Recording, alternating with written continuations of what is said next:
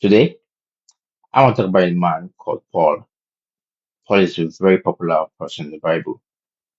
People know him as Apostle Paul. Now, I saw this post. Yes, this post right here on X, and it goes to display a really, really great virtue of Apostle Paul. Now, when Apostle Paul is speaking based on the leading of God, it makes it clear that God is the one directing him to make such statements and to give such advice to people to different churches that he wrote to in the Bible.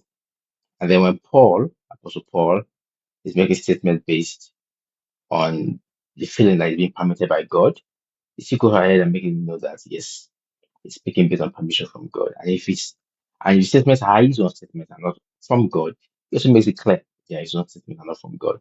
Now, how often do we really put down our pride and make clear and open declarations without having to attribute it to a wrong source? So if God is not leading you to do something, you just go ahead to say God is the one leading you. Just because you feel something in your spirit and just attribute it to God. And you're not really, really sure that it's God.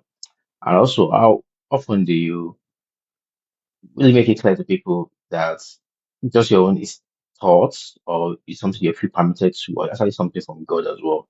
So it's very important for us to be very honest, be very open. That way we don't get to mislead a lot of people, especially people who have huge followership. Also, we don't need to get to attribute what is not, or we don't get to attribute things to the wrong source, and we don't get to deceive people as well.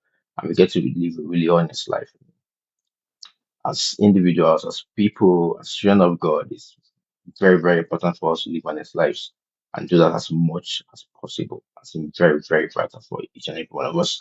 I just thought it was I'm being just talk about this because this really caught my attention. I feel like this is really a good thing for every one of us to imbibe. Well, that's what I have for now. Like I just say, think about this. Catch you later.